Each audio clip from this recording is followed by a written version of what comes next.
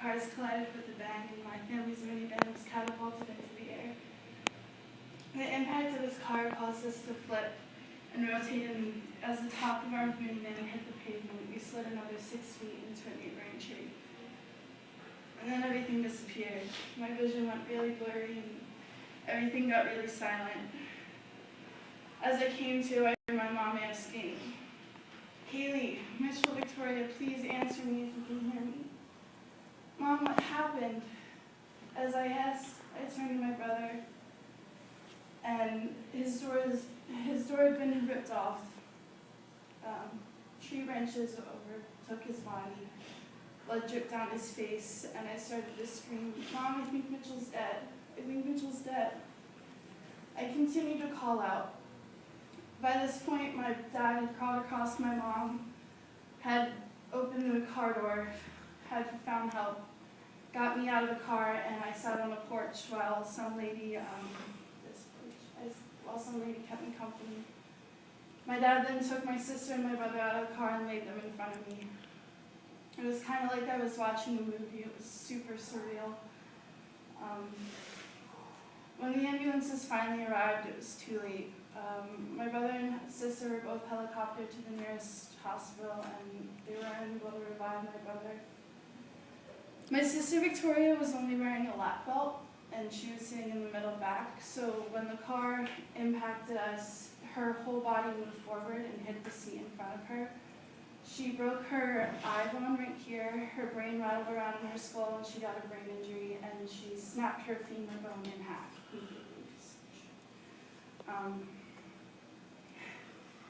She was taken to Cooper Medical, where she received some of the best ICU care in the area.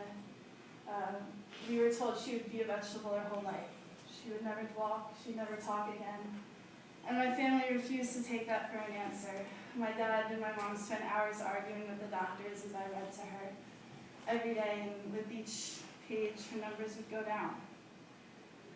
She spent 6 weeks in a coma, and then was taken to DuPont Children's Hospital, where she received some of the best care and therapies on the East Coast. She had to learn how to do everything again. She forgot how to brush her teeth, she forgot how to make silly faces, how to read, how to walk. Everything in our 10 years of living, she just forgot. It's like someone hit a restart. One of the first things we wanted for her was to be able to walk so that she could come home. And because of the severity of her break, her body overcompensated and put a lot more bone there than should have been. So in order for her to sit back up again, she had to break off pieces of bone in her leg with each bend in order for the pain to stop. It took my sister's physical therapist 4 weeks of bending her leg before she was finally able to sit in a wheelchair, and another 2 weeks till she was able to walk. And then the fun really started to happen. It took 5 of us, 2 physical therapists, my mom, my dad, and me, to help her walk. I got to push the wheelchair behind her as my dad held the walker in front of her, and everybody else stood next to her side hoping she wouldn't fall. Doctors continued to tell her she couldn't do things, and she kept proving them wrong. She was told she would never go to high school. She'd taken remedial classes. She'd never graduate. She graduated. She's now going to a university and getting a degree in Chinese and political science.